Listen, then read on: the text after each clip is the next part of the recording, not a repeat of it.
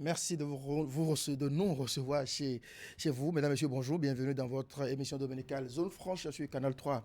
Bénin, le secteur agricole n'échappe pas à la vague de réformes entreprises au Bénin depuis 5 ans par le gouvernement de Patrice Talon. Des réformes qui ont permis au pays de réaliser de grosses performances dans le secteur agricole. Mais à quel prix pour le producteur?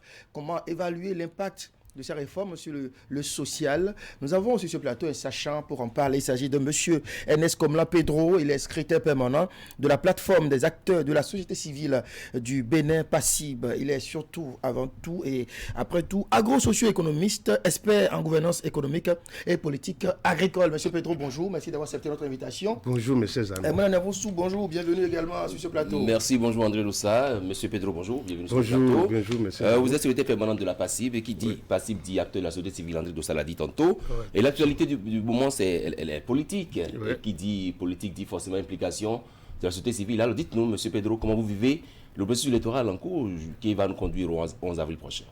Bonjour, mes chers compatriotes. Bonjour, mes chers amis. Et je crois que le processus électoral, à notre avis, ça se passe bien. Puisque la PACIB est accrochée au respect donc, des tests. Pour le moment, et à notre entendement, aucun test n'a été violé. Et donc, de ce point de vue, nous exerçons les acteurs, donc les différentes catégories d'acteurs de ce processus d'œuvrer pour la paix et centrer tout le processus sur le dialogue. Parce que, après tout, l'axe principal, l'outil principal donc, de la PACIB, c'est le dialogue. Et le dialogue politique dans tout ça, dans tous ces compartiments. Merci. Politique, c'est le dialogue. Vous aussi, en tant que secrétaire permanent d'une plateforme comme celle que j'ai présentée tout à l'heure, quelle part prenez-vous à ce processus électoral?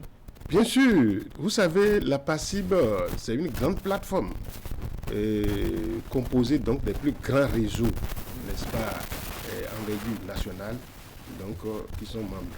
Et à l'intérieur de la PACIB, nous avions nos membres qui s'occupe exclusivement donc, de ces enjeux-là. La PACIB ne se substitue pas donc, au niveau donc, de ses membres. Actuellement, la PACIB a 16 membres, donc qui sont donc, les réseaux à envergure nationale. De ce point de vue, par exemple, Socio Roche est sur les questions électorales, donc on a donné plein pouvoir à Socio Roche d'agir. Et FONAC est membre de la PACIB, FONAC a plein pouvoir d'agir de façon autonome.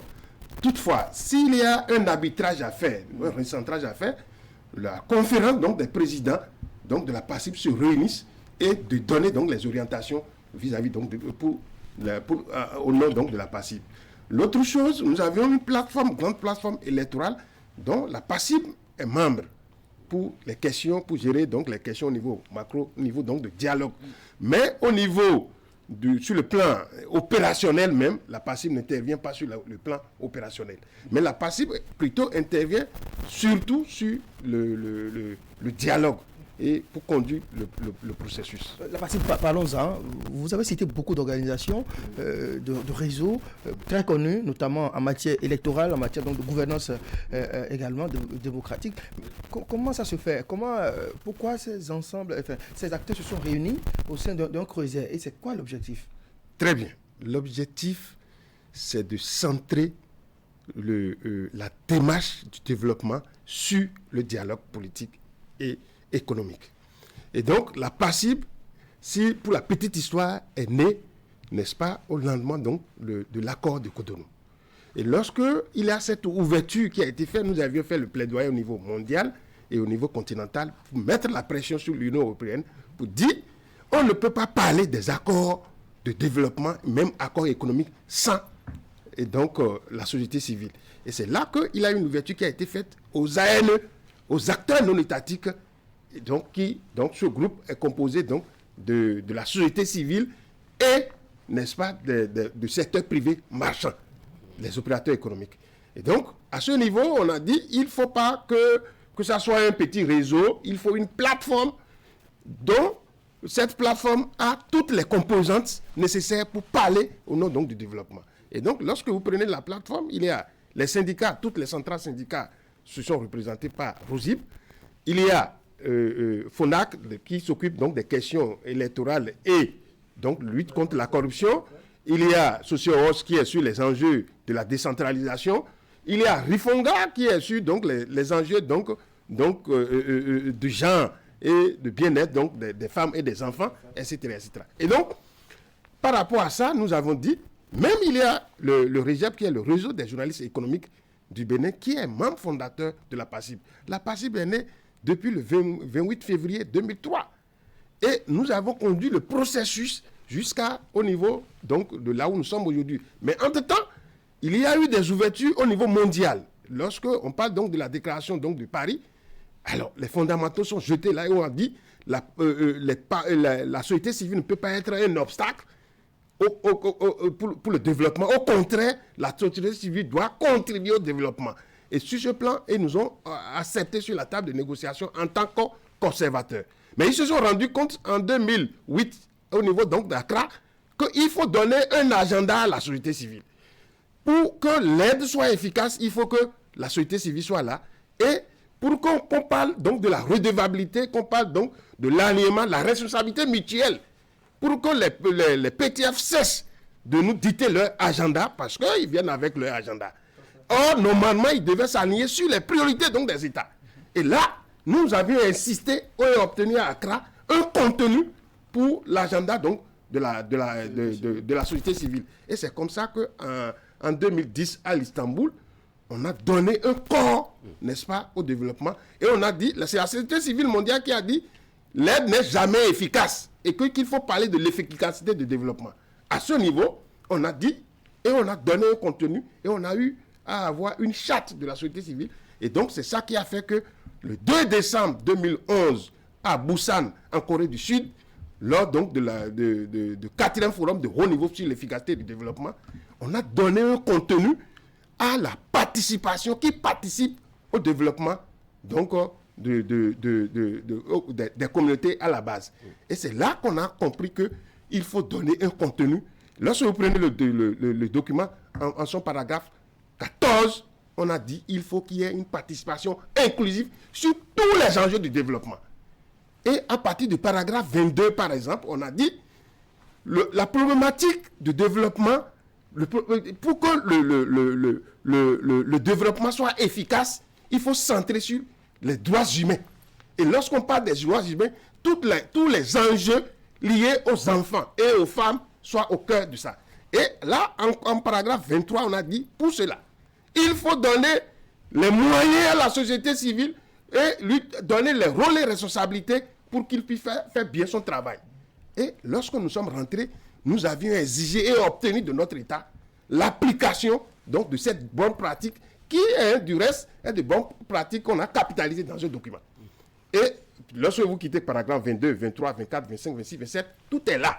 Et donc, nous avions obtenu et exigé et obtenu de l'État béninois que aujourd'hui, il faut appliquer ça. Et nous avons dit, on va démarrer par où? C'est là qu'on a dit, aujourd'hui, on a fait un exercice, on a dit quelles sont les ressources du Bénin. Nous avions beaucoup de ressources, mais nous avons beaucoup de ressources minières, mais c'est des intentions. Aujourd'hui, nous avions un petit du pétrole dans un petit flacon logé au palais depuis plus de 8 ans, mais qui ne peut pas allumer 2 lampes. Donc, du reste, nous avions des intentions de ressources minières, mais nous n'avons pas de ressources minières. Mais nous nous sommes dit, quelle est alors d'autres ressources? C'est l'agriculture. C'est là qu'on a trouvé que l'agriculture est le poumon de l'économie. Et après l'agriculture, il y a notre Vaudou, le tourisme. Et après Vaudou, il y a le service à travers le port.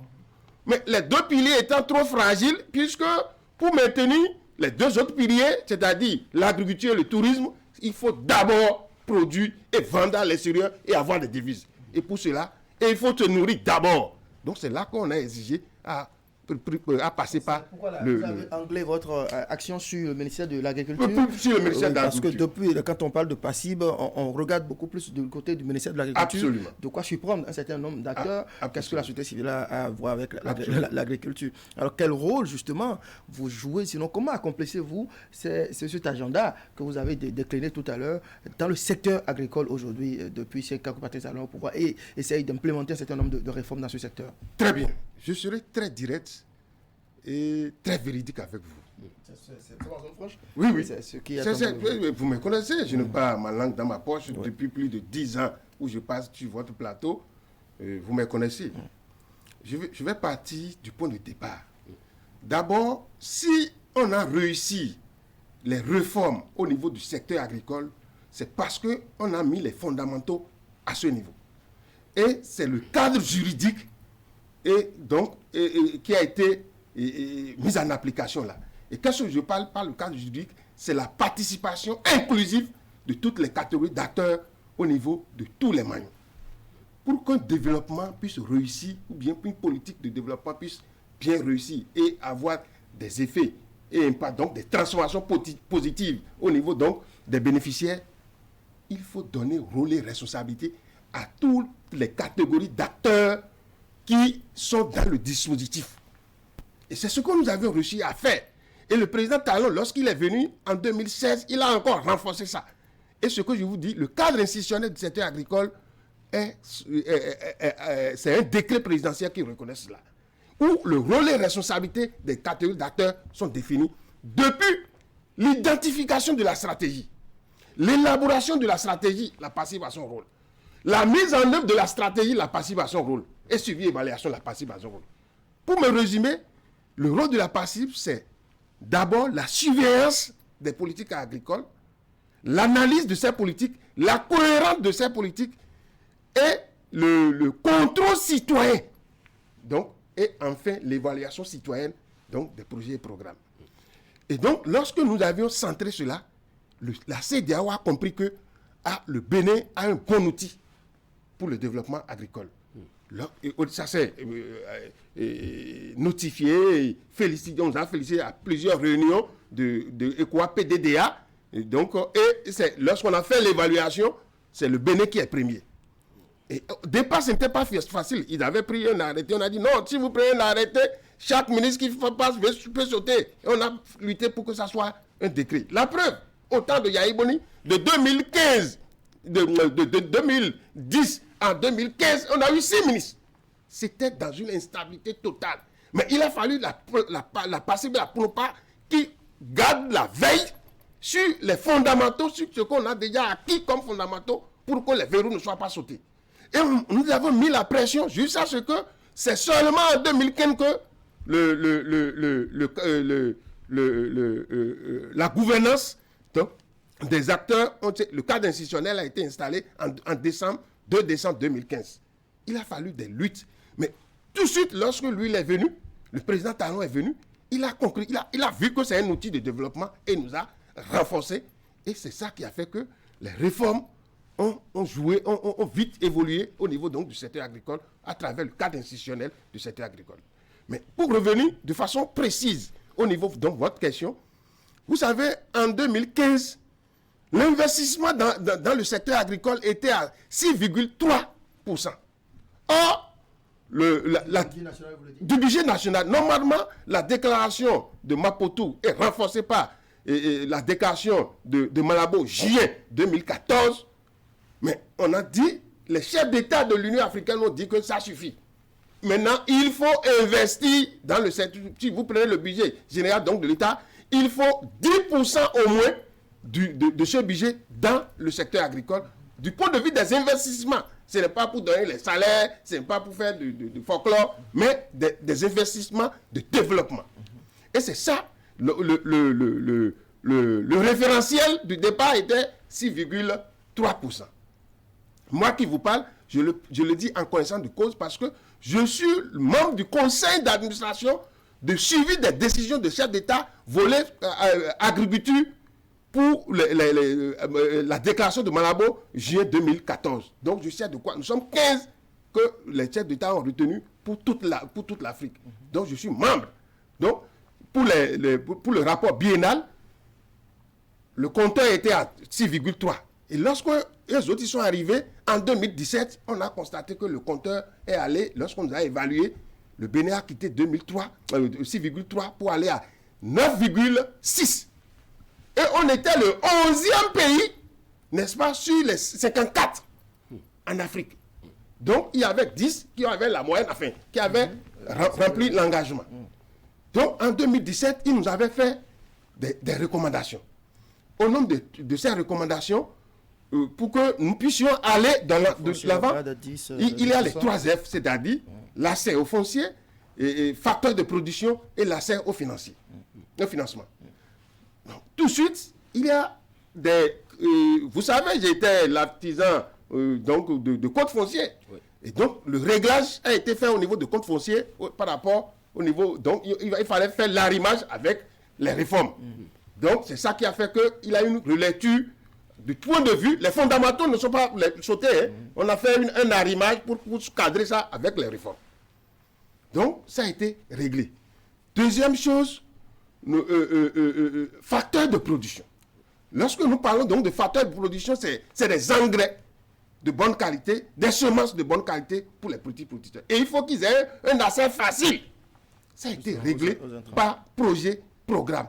Par exemple, Procad a investi beaucoup de milliards dans cette affaire-là. Programme d'appui, programme 4 d'appui à la diversification agricole, qui est un programme donc de la Banque mondiale. La BAD également, à travers le PAPVI, ABC, PAPVI, projet d'appui de production vivrière et de renforcement de la résilience dans les départements Aribori, Borgou, Colline, à travers 9 communes, a investi là encore. Payavo, qui est le projet d'appui donc aux infrastructures agricoles dans la vallée de Lomé, a investi beaucoup d'infrastructures à ce niveau-là. Vous comprenez? Et PROCA, qui est le programme cadre donc de FIDA en milieu rural, à travers 2 grands projets aujourd'hui, qui est donc le PADMA et le PADAM, a investi beaucoup. Et donc, lorsqu'on a fait ces investissements, mais en 2019, on a quitté 9% pour aller à 12,8%. Ça, c'est du concret et c'est des rapports qui parlent. Monsieur Pedro, c'est-à-dire donc vous avez dit que la PACIB a vu le jour le 28 février 2003. Oui. Nous sommes à ce jour, jour pour jour, ça fait 18 ans que la PACIB existe. Bien sûr, sans compter la périphérie. Elle a dit qu'en 5 ans, la PACIB a fait des ponts qualitatifs. Beaucoup. Nous avons fait. Je vous ai dit, je donne un exemple concret du secteur agricole. Lorsque on a évalué le PPAO, qui est le projet de productivité agricole en Afrique de l'Ouest, qui a pris fin en décembre 2019, 31 décembre 2019, c'est un projet donc, de la Banque mondiale et un projet qui est logé au PROCAD. Donc, et lorsqu'on a évalué ce projet en juillet 2017 à Conakry, le Bénin est premier sur les 13 pays. Et parce que lorsqu'on a évalué ces différents projets dans les autres pays, homologues de PPAO, ils ont constaté que les résultats de développement produits par ce projet, ces résultats ont été atteints grâce également à la participation et aux efforts donc, de la PACIB. Et contrôle citoyen. Puisque on a la Banque mondiale Washington, je ne parle même pas de local, Washington a laissé même le rapport fourni par donc, les experts au niveau local pour évaluer le projet, et ils ont pris notre rapport de l'évaluation citoyenne.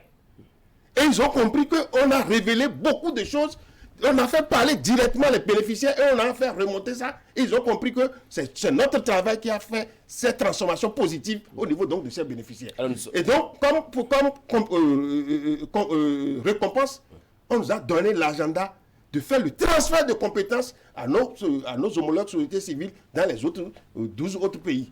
Voilà le point. Alors, on est parti de 6,3% en 2015 à 9,6% en 2017 et nous sommes à 12,8% en 2019. On ne sait pas encore ce que c'est en 2021. Alors, qu'est-ce qui pouvoir constituer le déclic? Qu'est-ce qui pouvoir constituer l'élément essentiel pour lequel le gouvernement Talon a essayé de donner corps à ces différentes réformes-là? Très bien. Il ne faut pas mentir. Il faut rendre à César ce qui est à César. Je vais vous donner 2 exemples. Le premier exemple, c'est d'abord le choix de la personne qui dirige le ministère d'Ossoui. Je ne le connais ni d'Adam ni d'Ève. Mais le jour on l'a nommé, il y a un ami qui m'a dit qu'il ne le connaît jamais, qui ne peut même pas prononcer bien son nom, il a dit, mais celui-là, le président Talon est bien éclairé maintenant, mais c'est maintenant qu'il a trouvé le ministre des producteurs. Que lui-même, là, il est un producteur. Il se comporte comme un producteur. Je vais parler un peu en note là. Il dit, mais alors, on dit Glésidon. Mais il a transformé Gléon.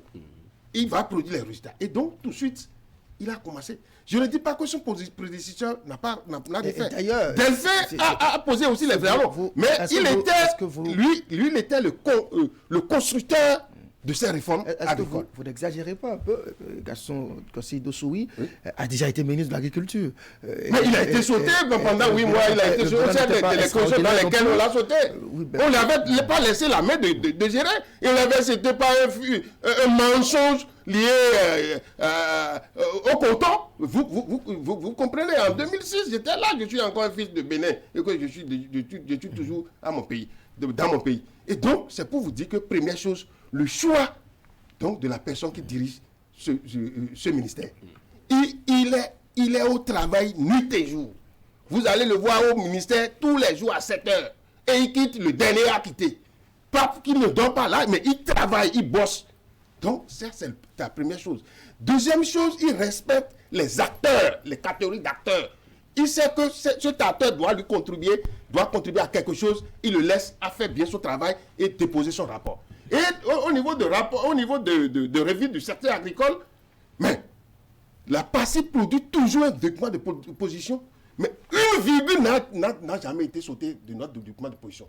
Nous disons effectivement tel que les choses se passent.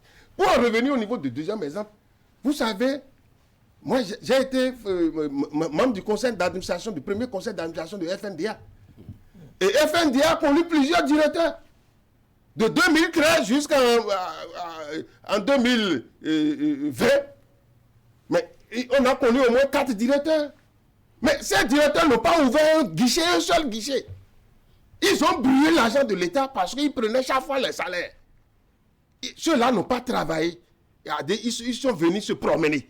Mais lorsqu'on a nommé le jeune qui est là, et on a vu, disons, profil, poste, emploi, les guichets ont été déjà ouverts et vous voyez la dynamique de développement autour de FNDA. On voit bien là que vous dénoncez une certaine instabilité qui a régné dans voilà, lorsque même autant de même, je dénonce également à l'époque lorsque le président Talon avec son gouvernement avait nommé celui que lui l'a remplacé, nous on avait dénoncé, vous dites mais celui-là ne peut pas bouger les lignes. Ça veut dire que je ne suis pas arrivé à clamer. On n'acclame pas le gouvernement pour clamer. Nous, on fait de la redevabilité. Il a la sanction positive et la sanction négative. Si le gouvernement fait mal, nous, on dénonce avec la dernière rigueur. Allez demander au niveau du secteur agricole. Mais seulement que si on dénonce et on répare, on ne dit plus oui à dans la rue. Nous, c'est le dialogue. Il faut savoir reconnaître les efforts qui ont été faits. Voilà. Est-ce à dire que désormais la PACI a une oreille plus attentive au ministère de l'Agriculture, par exemple, et dans d'autres secteurs du développement? Non, effectivement, il faut reconnaître quelque chose. Nous, notre bataille, on a toujours dit à la revue conjointe, donc de tous les secteurs donc, du développement, la revue conjointe PTF, gouvernement, société civile et secteur privé marchand, et donc la PACI qui représente la société civile au niveau de ce fora. Et nous avions demandé, depuis 2011, d'installer le cadre institutionnel, cet outil de développement au niveau des autres ministères. Mais en 2012, la revue de 2012, on a été un peu écouté. Et c'était à l'époque le ministre Koupaki qui était le premier ministre. Et à cette revue, il a dit, c'est là ce que dit la société civile est important. Et il a instruit les autres ministres pour que cette bonne pratique soit érigée également comme pratique dans les autres ministères. Mais malheureusement, 2 ou 3 mois après, il fit sauter ou bien il fit démissionner. Bon, en tout cas, ça dépend de l'angle d'analyse. Mais aujourd'hui, il est là et il sait que cet outil existe. Donc, nous, notre combat, c'est d'installer le cadre institutionnel dans les autres ministères. Donc ce n'est pas encore fait jusqu'à vous ce n'est pas encore fait. Comme preuve, Dieu nous a encore donné preuve maintenant. Dieu nous a donné la preuve. C'est que le bureau de l'évaluation des politiques qui est à BAI a fait une évaluation au niveau de des politiques, au niveau de tous les ministères. Vous savez que c'est le ministère de l'Agriculture qui est premier, sans deuxième. Et pourquoi? Parce que le cadre institutionnel de dialogue existe au niveau donc du ministère de l'Agriculture et de la pêche. On a dit que ce résultat est dû aux efforts fournis par la PACIB et la PUNOPA. C'est pas moi qui le dis, c'est un rapport indépendant, international, consultant international, et c'est le palais même qui a publié ce rapport. Donc, de ce point de vue, pourquoi ne pas capitaliser les bonnes pratiques? Et donc, pour vous répondre, nous n'avons pas l'acte juridique qui nous permet de travailler les efforts que nous fournissons comme ça au niveau du secteur. Nous, on a envie de développer notre pays, au fond, mais nous avons des obstacles au niveau de certains ministères. Votre objectif, c'est d'avoir justement ce cadre juridique-là pour encadrer votre action. Bien sûr. Ça dépend de qui? Ça dépend du gouvernement. Ça dépend du gouvernement Talon. Si le gouvernement Talon veut que ça soit fait demain, ça se fera. Pourquoi la bonne pratique qui existe au niveau donc du secteur agricole, il faut capitaliser ça au niveau de cette capitalisation, en attendant ce cadre juridique que vous appelez de tous vos voeux, on a quand même le sentiment que vous adulez plutôt le gouvernement, les actions du gouvernement dans le secteur agricole. Vous célébrez carrément le ministre de l'Agriculture. Mais où est le regard critique que devrait avoir la société civile sur ces actions publiques? Non, il faut faire beaucoup attention. Je vous ai dit, lorsqu'on parle de l'efficacité du développement, il y a la chaîne habituelle de projets, planification, assez sur les résultats, suivi assez. Mais il y a deux piliers fondamentaux, le leadership et la redevabilité. Mais si notre pays a bougé en 4 ans ou bien en 5 ans, c'est grâce au leadership du président Talon et l'esprit de redevabilité qu'il applique. Suivez mon regard, il donne des sanctions positives et il donne aussi des sanctions négatives. Si vous tombez dedans, il frappe. Mais allez, moi je ne vais pas me faire passer, je ne vais pas me faire une publicité. Vous êtes des journalistes, éminents journalistes. Je vous connais depuis plus de 15 ans, 20 ans. Allez faire des enquêtes au ministère de l'Agriculture et de l'Élevage, qui est président à vie du secteur agricole. Si vous dites Pedro, il ne va pas connaître ça. Il faut dire président à vie du secteur agricole. Mais comment il se comporte? Il faut dire, celui-là, en tout cas, il dit ce qui est vrai.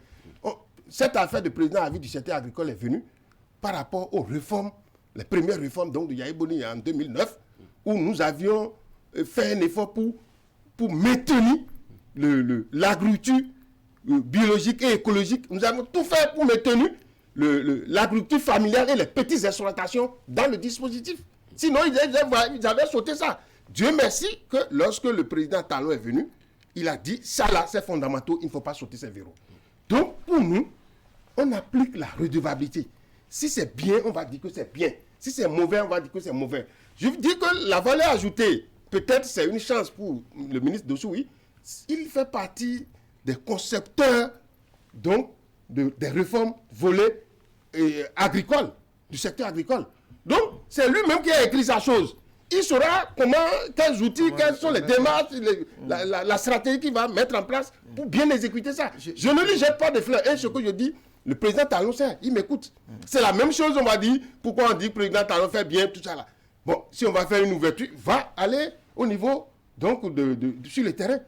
Des infrastructures on va parler plus concrètement de ces réformes-là, que le ministre de Sowe, que vous parlez d'admiration. Non, pas d'admiration, redevabilité oblige.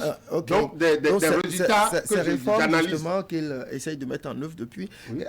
Quelle est l'utilité de ces réformes? Comment s'opèrent les choix de ces décisions, des mesures qui sont appliquées dans ce secteur-là aujourd'hui? Très bien. Vous savez, lorsque les réformes ont été écrites, il faut les opérationnaliser. Et le début, c'était donc de créer, de mettre en place les ATDA, les agents territoriaux de développement agricole. On en a créé 7. Ces agents de développement se sont arrimés. Il y a l'arrimage qui est fait au niveau des 8 zones agroécologiques qu'on avait avant. C'est la même chose.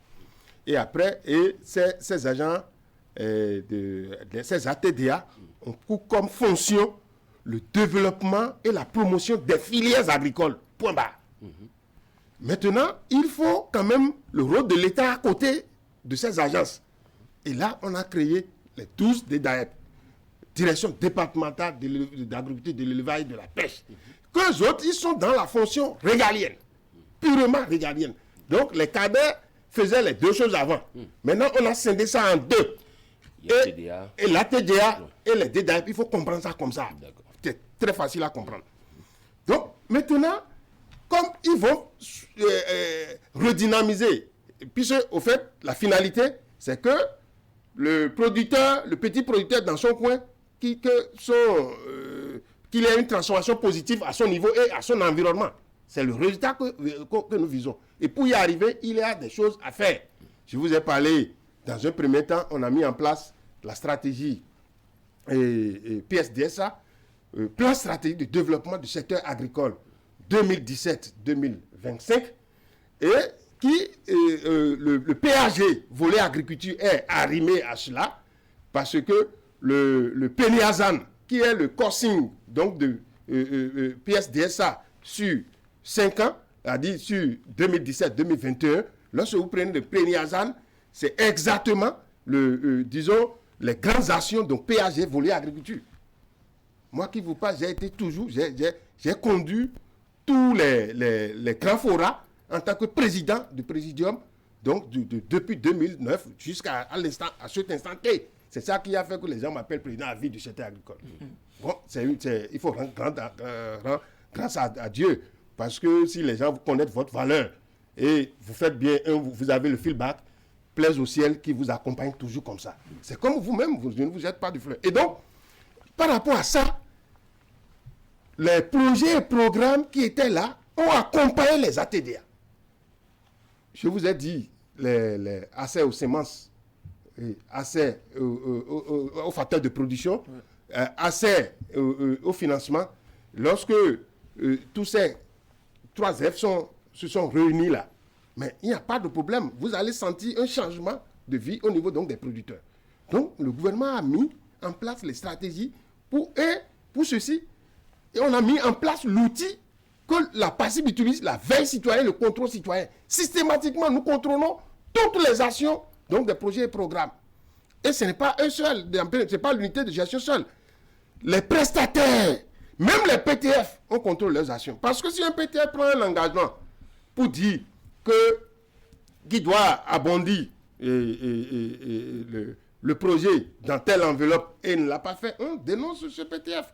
Et on prend le dialogue avec ce PTF pour dire, mais attention, vous voulez freiner l'élan du gouvernement. Et donc, c'est ça qui a fait que... Et le gouvernement a aussi son agenda, et nous contrôlons également le gouvernement. Parce que le ministère de l'Agriculture, de l'Élevage et de la Pêche n'est qu'un acteur du secteur agricole. Et donc, c'est les autres acteurs à l'ensemble. Lorsqu'on se retrouve sur la table, on tire également sur le gouvernement.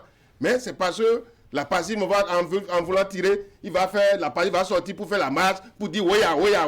Non, c'est pas ça. Je sens qu'il y a une sorte d'autosatisfaction, en tout cas par rapport à votre action. Non, c'est pas nous, c'est les rapports. Vous étiez pourtant là, vous êtes un acteur, vous avez dit président du secteur agricole. Oui. Vous aviez été là pourtant quand nous avons connu l'éco-verpa, nous avons connu des engrais, prohibés, de ça c'est en 2006. Ou de NPK, prohibés via la distribution des producteurs. Oui. Qu'est-ce que est fait aujourd'hui? Pourquoi davantage aujourd'hui les producteurs pourraient se sentir à l'aise, à l'abri de ces méfaits, de ces mésaventures? Très bien, c'est un très bon exemple que vous venez de donner, M. Doussa. En 2006, il n'y avait pas le cadre institutionnel. Je dis que les producteurs sont à la table.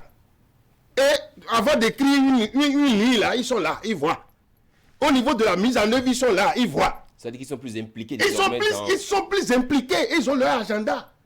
Et la PACIP est là pour dire, est-ce que ce qu'on a dit, on est en train de faire, si on n'est pas en train de faire là, on crie. Pour dire, non, on crie. Et donc, lorsqu'on crie, ils ramènent les choses à leur place. Donc, c'est ça qu'au niveau de l'éco-verpa, là, il n'y avait pas ça. Donc, on n'avait pas la serre à la table, les gens faisaient ça en cachette. Mais maintenant, le président Talon a dit, mettez tout sur la table. Et je vais avoir toutes les catégories d'acteurs là. Si quelqu'un vole, il faut le dénoncer et on le prend en même temps, on le jette à la ministérité. Donc, ça, c'est le concret.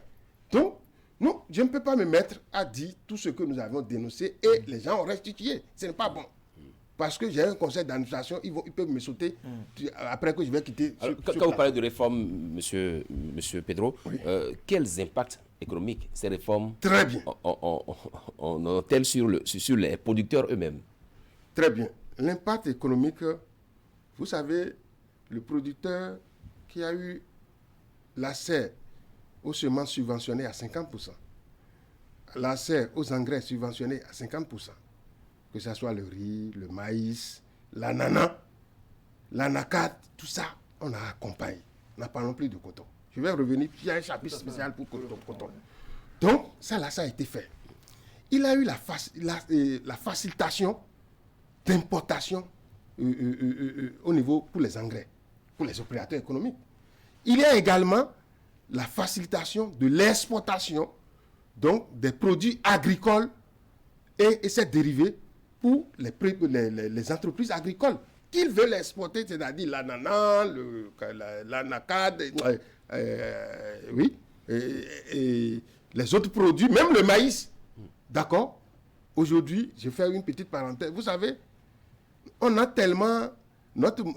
pendant que le Nigeria a fermé la frontière, ils pensaient qu'ils nous faisaient du mal, mais eux autres, ils avaient... S'ils ont ouvert la frontière, ce n'est pas seulement les négociations politiques, hein. C'est parce qu'ils ont fait, puisque maintenant, ils ont commencé par nous envahir pour prendre nos maïs, pour se nourrir et nourrir les bœufs, leurs animaux là-bas. Et donc, il a fallu rapidement, le ministre qui a recentré le débat pour dire attention, il ne faut pas que nos maïs sautent. Parce qu'on produit d'abord pour nous-mêmes et pour l'autosuffisance alimentaire et nutritionnelle. Est-ce que c'est possible d'empêcher justement nos produits de sortir? Ça, c'est le rôle de l'État. C'est vrai que si nous allons rester dans le cadrage et le respect donc des décisions de la CEDEAO, la liste spécification des personnes et des biens et des produits, ça, mais attention, il faut que, avant que ça circule, il faut que, si je ne suis pas rassasié, je ne vais pas accepter un étranger chez moi. Avant que j'invite un étranger, j'ai fini de manger, être rassasié. C'est ça. Le sens du partage. Oui, le sens du partage. Je ne refuse pas de partager. Même si je ne vais pas partager et laisser l'autre à manger plus que moi et je vais avoir faim après. Là, le bon Dieu peut me punir pour dire il faut partager à juste titre. Alors, donc l'impact, comme là sur le producteur. Oui, l'impact sur le producteur. Et vous pouvez aller faire vos enquêtes. Vous allez voir qu'il y a eu transformation positive dans la vie donc, de ces producteurs. Parce que aujourd'hui, non seulement ça ne s'est pas arrêté là, on a construit des magasins pour que la période de post-récolte où les producteurs n'avaient pas l'endroit où il faut mettre leurs produits et les produits sont attaqués par les ravages, et les ravageurs et autres. Aujourd'hui, ce problème a été réglé. Et aujourd'hui, il y a 0 éléphant blanc. Parce que la passive est là. Ces entrepreneurs qui ont pris ce marché-là, ils se sont mis au travail tout de suite. On a essayé donc d'aménager des endroits, on a fait des aménagements pour eux, pour que la production soit facile pour eux. L'autre chose, on a créé donc des retenues d'eau pour la production donc, du poisson. Et ils font de maraîchage, c'est-à-dire le producteur qui a un endroit aménagé, il profite pour faire ses cultures pérennes et il fait de maraîchage et il a le retenu d'eau qui est là pour la pisciculture. Vous ne voulez pas que ça dit ça c'est du concret. Et il faut tout faire pour maintenir ce talent pour que les efforts ne soient pas émoussés. Nous sommes dans la dynamique du développement. J'ai commencé par dire que depuis 2011, 2 décembre 2011, on a cessé de dire efficacité de l'aide. L'aide n'est pas efficace, mais c'est l'efficacité du développement. Donc, on s'intéresse plus en quoi les magasins construits là, en quoi ça a transformé la vie des bénéficiaires. Parce qu'un magasin construit, on peut louer ça à Ibo pour dire, on veut seulement faire rentrer de l'argent. Mais le problème ne va pas être réglé. Le problème sera réglé lorsque les producteurs ont paqué leurs produits là et attendent un peu le prix. Lorsque le prix sera élevé et vendre et avoir de revenus suffisants. C'est ça la dynamique. Et l'autre chose, il y a l'accès. Je vous ai parlé de FNDA. Accès au financement. Accès au financement. C'est les 3 F que j'ai définis. Tout à fait. Donc, accès au financement. Le 3e F, accès au financement. 100 milliards. Oui. Je dis que c'est beaucoup de sous, non? C'est beaucoup de sous, mais c'est des crédits. C'est pour le guichet 3 surtout. Maintenant, à ce niveau, les taux sont tellement réduits. Et si le producteur correct, dynamique, il peut alors avoir accès à ce financement et transformer sa vie.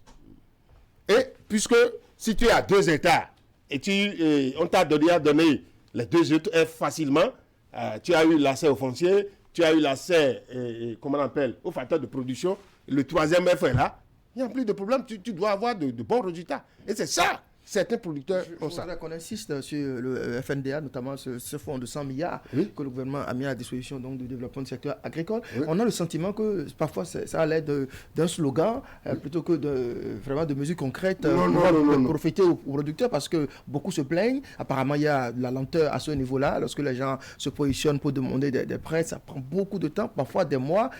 Alors, on continue toujours de parler de 100 milliards. Est-ce qu'il n'est pas temps de dépenser 100 milliards là, de le mettre à la disposition des producteurs? Parce que le ministre sort tout le temps pour les 100 milliards, on a commencé par parler des 100 milliards depuis quand?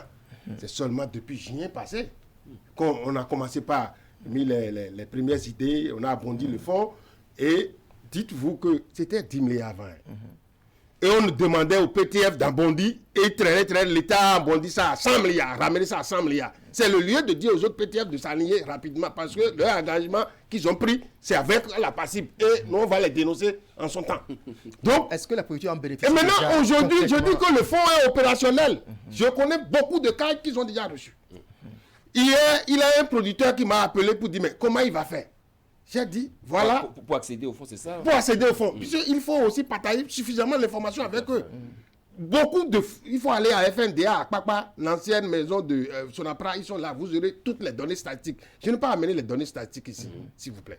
Et donc, mais je sais qu'ils sont assez. Hier seulement, il y a un producteur, il a dit, bon, j'ai appelé le secrétaire permanent de l'AIAB pour dire, mais l'un de tes producteurs veut avoir l'accès, je vais te le confier, et tu vas lui dire la démarche. Tout de suite, le secrétaire permanent de l'AIAB a pris contact. Et aussitôt, il a appelé le producteur et ils ont fait la séance de travail. Et il a confié à un cabinet, parce qu'il faut un cabinet, il faut monter bien ton dossier. Oui, démonter le dossier. Il faut bien monter le dossier et pour que le dossier soit vraiment techniquement bon, finançable. Et donc, il a introduit vers le cabinet. Après le cabinet, c'est le cabinet qui porte ton dossier vers la banque. Et ce n'est plus FNDA FNDA ne passe pas de l'argent. Mais c'est les banques primaires et les IMF qui passent. Et ces banques primaires et les IMF qui ont été retenues par des critères bien précis sont affichés. Et donc, on dépose et la banque dit, OK, tu as ton argent le même jour. Aussitôt. Mais l'exemple que vous avez donné, ça c'est avant ça. Et c'est ça ce que nous avions dénoncé. C'est vrai que le premier directeur de la rupture a traîné ces pousses-là et nous n'avons pas eu beaucoup de résultats. Mais avec celui-là, moins d'1 an, Valère Oussou, moins d'1 an, nous avons eu un résultat. C'est la redevabilité oblige. Il faut lui donner des sanctions positives. On va parler du développement des filières. Oui. Aujourd'hui, le Bénin investit beaucoup dans un certain nombre de filières et les performances également accompagnent. Qu'est-ce que, selon vous, quel est le meilleur résultat, la meilleure performance selon vous dans ce domaine-là, dans le domaine du développement des filières aujourd'hui au Bénin? Le meilleur résultat. Ce qui vous impressionne le plus dans tout ce qui est très bien. C'est la création d'emplois. Vous savez, de 2016 à 2019, puisque pour 2020, on n'a pas encore les chiffres, mais le secteur agricole a créé 134 178 000 emplois indirects et 34 919 emplois directs. Je dis bien 34 919 emplois directs. Vous savez, la passive ne dit pas de n'importe quoi. Nous faisons sortir notre regard citoyen chaque 3 mois pour publier les choses. Et même si vous prenez notre regard citoyen là, qui sort tous les 3 mois, nous dénonçons donc des faits également dedans. Et nous disons ce qui est bon pour encourager le gouvernement à aller dans le sens de ce qui est bon. Ça là, c'est du concret. Vous voulez dire que beaucoup de Béninois sont allés à l'agriculture Bien sûr, beaucoup de Béninois. Le chiffre que vous avancez, oui, mais je peux vous dire, avant, moi-même, j'ai dit, bon, je vais rester dans mon monde des experts, je vais rester expert. Mais à cause du gouvernement, là, j'ai dit, mais il faut que j'aie mon point de terre pour commencer par aller au champ également. Et j'ai commencé par faire les démarches. Parce que ce que j'ai vu, c'est du concret. Et il faut appliquer soi-même.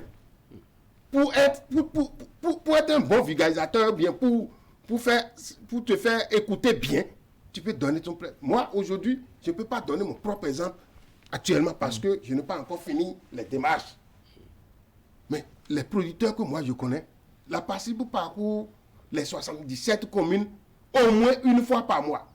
Parce que nous sommes sous contrôle citoyen de tous les projets et programmes. Pour Procad, c'est les 77 communes.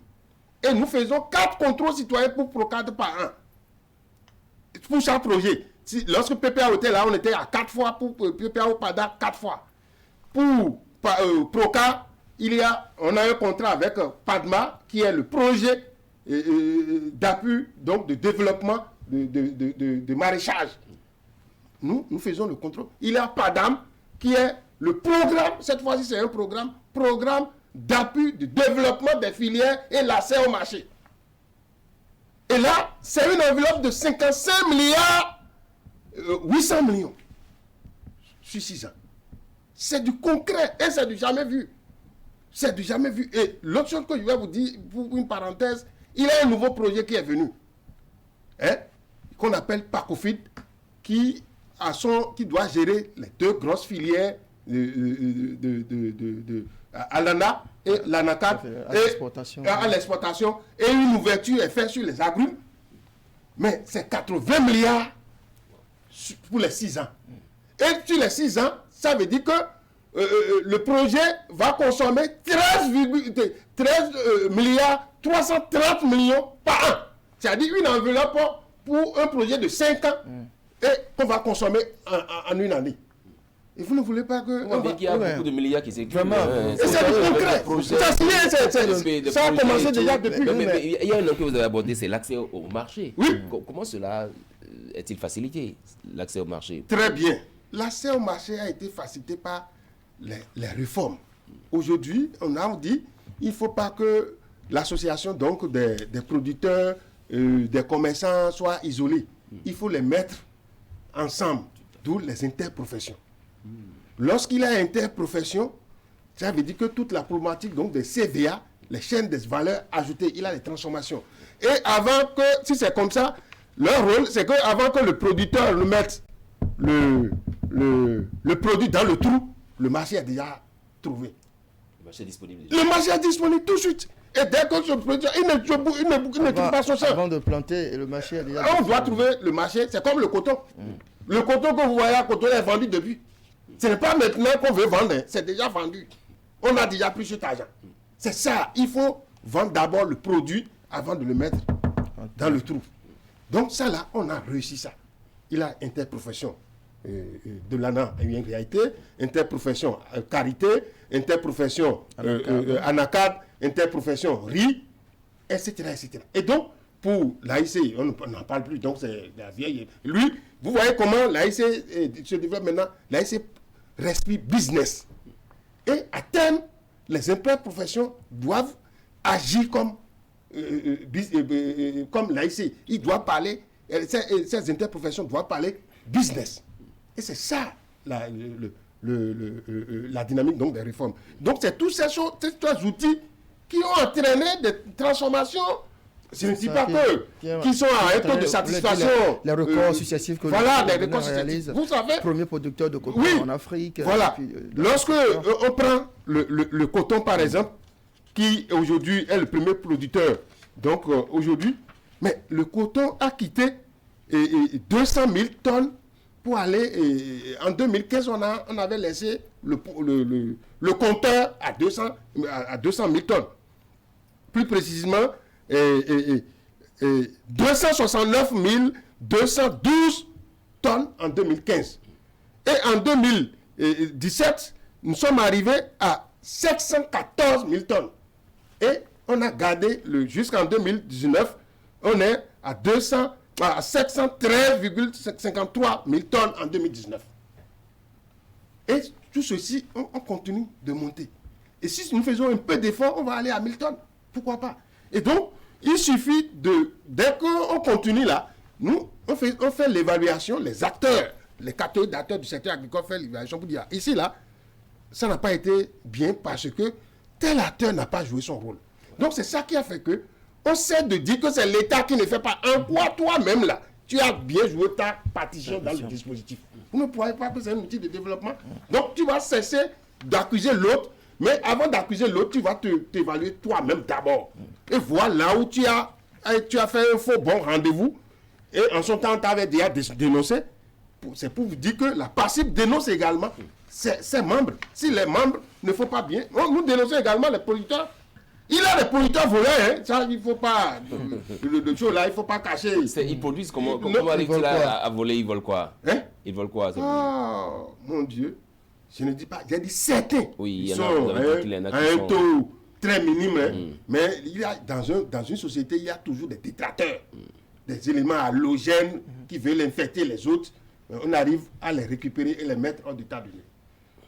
C'est des gens qui sont des usurpateurs ou du moins qui sont des courtiers de développement pour les autres producteurs. C'est-à-dire, ils sont des producteurs, mais ils captent des opportunités et il faut ombrage aux autres d'avoir assez. Ça là, on a cassé ça. Une sorte de sous-traitance, quoi. Voilà. Donc ça là, on les appelle des producteurs voleurs. D'accord. Parlez-nous un mot sur l'éclosion des produits vivriers. Oui. Parce on a remarqué aussi que le Bénin a beaucoup produit. Pour les produits vivriers, et si nous avions eu ce résultat, c'est dû aux aménagements hydro-agricoles. Je l'ai dit tantôt que Payavo, Papevie, Procade, etc. Il y a ces trois grands projets-là. C'est-à-dire Procade a fait beaucoup d'aménagements hydro-agricoles. Payavo en a fait tellement. Il y a Papevie également qui a fait au niveau donc, des 9 communes de sa zone d'intervention. Il y a l'amélioration donc, de l'accessibilité des intrants spécifiques. Aujourd'hui, ce n'est pas n'importe quel intrant qui va au niveau de l'ananas. Il y a des intrants spécifiques à l'ananas et l'État a subventionné à hauteur de 50%. Vous comprenez que ça doit donner... Il y a le renforcement des capacités des acteurs. Donc tout ça là a entraîné le développement parce que les producteurs avaient l'accès difficile. Même s'ils ont leur champ, si ce n'est pas aménagé, ils n'arrivent pas à contrôler l'eau. Il avait le problème d'eau. L'accès à l'eau, c'est avec acuité. Ça se pose avec acuité. Donc lorsqu'on fait ces aménagements, ce problème est réglé. Et donc ça a fait qu'on a eu du boom au niveau du riz, au niveau de soja, au niveau de maïs. Vous comprenez? Donc, là, dans ces conditions, nous devons avoir le mieux-être.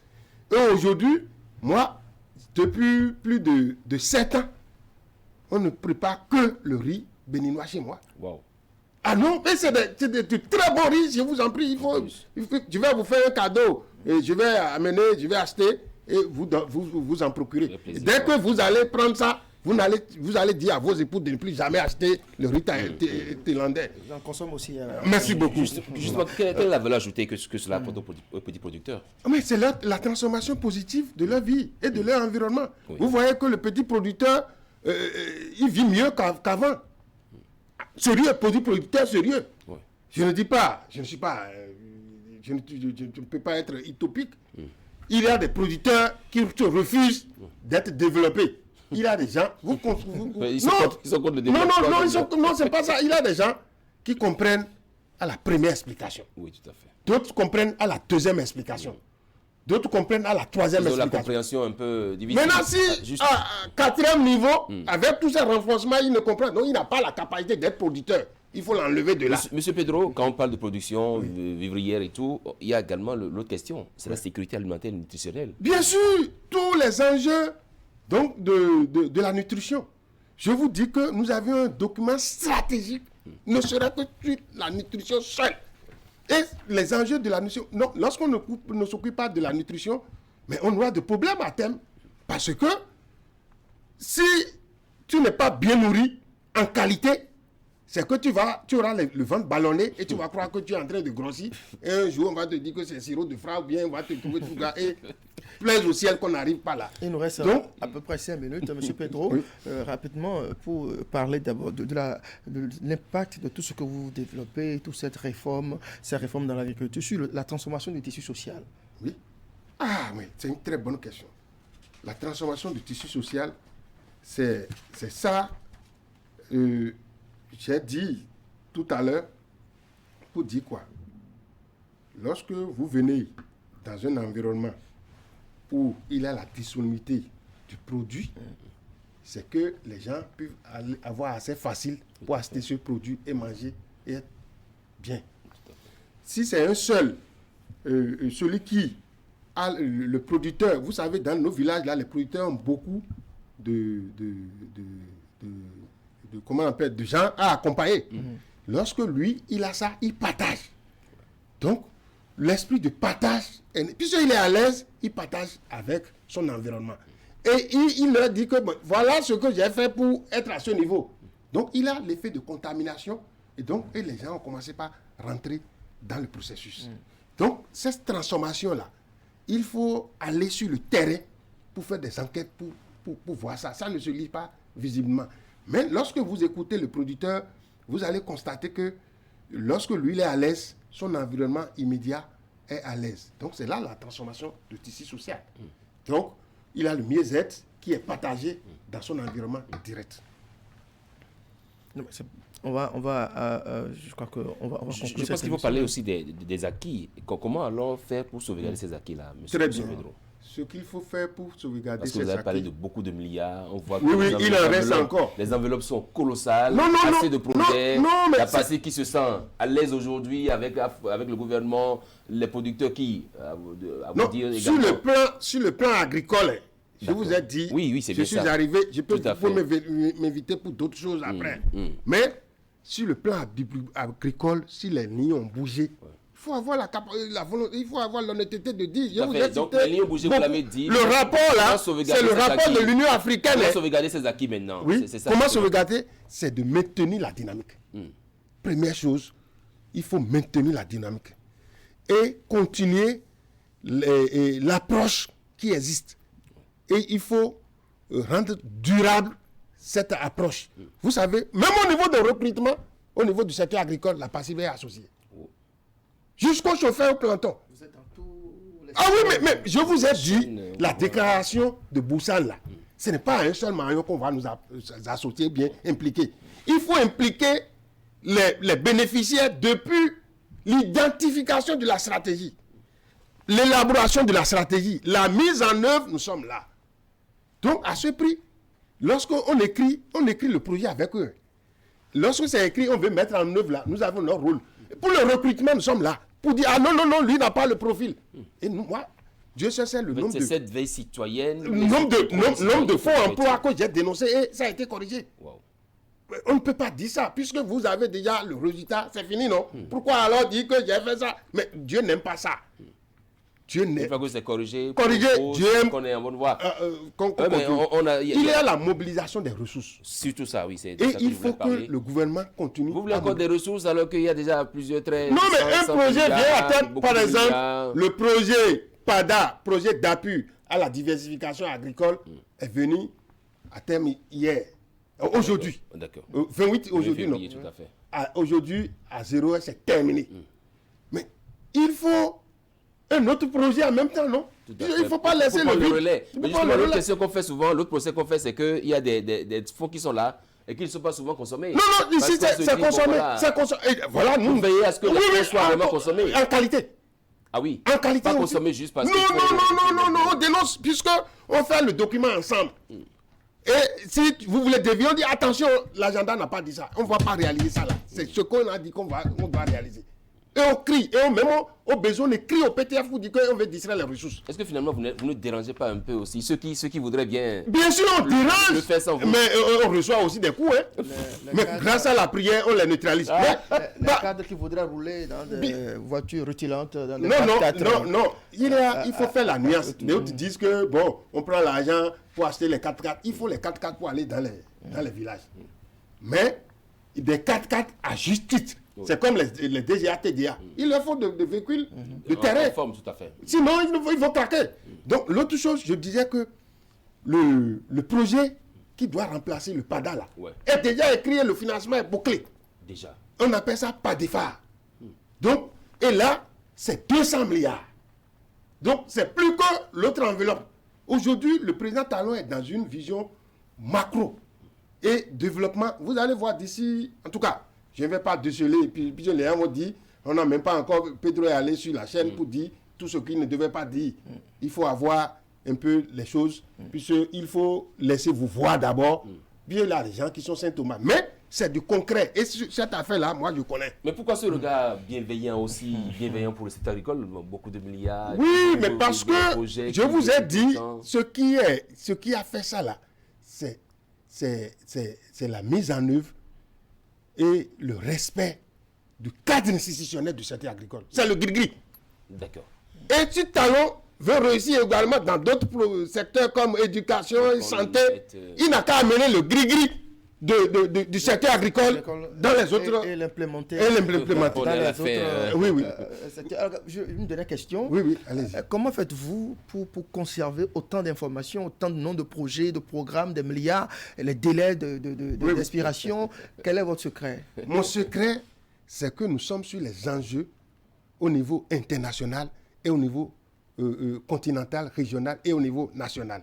Au niveau national, nous jouons notre rôle de la veille citoyenne, l'analyse et la cohérence des politiques agricoles. Tu ne peux pas faire ça et ne pas maîtriser les données. Et nous sommes à la table.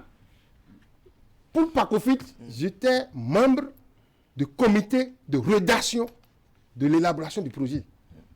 Et c'est moi qui ai validé le manuel d'exécution du projet.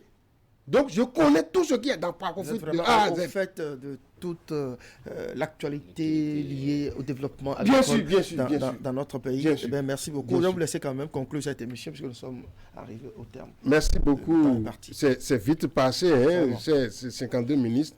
Bon, je voudrais... aussi passionné par le sujet, on ne voit pas souvent le temps. Oui, voilà. Donc, je voudrais vous remercier le groupe Canal 3 qui fait de bon travail parce que je vous ai connu depuis plus d'une dizaine d'années. Mais en temps, vous n'avez plus envie de m'amener chez vous. Bon, maintenant que vous m'avez dépoussiéré, vous êtes allé me dépoussiérer à quelque part m'amener. Bon, j'accepte, c'est là le remerciement pour vous. Non, je remercie de façon sincère le gouvernement Talon et je remercie également le ministre de l'Agriculture, de l'Élevage, de la Pêche, M. Dossoui, que le Seigneur leur donne la force et l'intelligence nécessaire et de continuer l'œuvre qu'ils ont entamée. Et plaise au ciel, notre pays sera révélé, le secteur agricole sera révélé au niveau donc de la mise en œuvre des stratégies. Parce qu'au niveau de l'écriture, du montage des stratégies, les autres pays nous copient. Ils viendront également nous copier au niveau donc de la mise en œuvre des projets et programmes. Merci beaucoup, Monsieur Ernest Comlan Pedro, secrétaire permanent de la plateforme des acteurs de la société civile au Bénin, la PACIB. Il est aussi agro-socio-économiste, expert en gouvernance économique et politique agricole. Merci d'avoir partagé avec nous votre lecture de tout ce qui se fait aujourd'hui, toute cette transformation que subit le secteur agricole dans notre pays et les performances auxquelles ces transformations ont abouti. Merci. Et merci, Eman Anamous, de m'avoir accompagné. Chers amis téléspectateurs, passez d'agréables moments devant Canal 3 Bénin. Au revoir.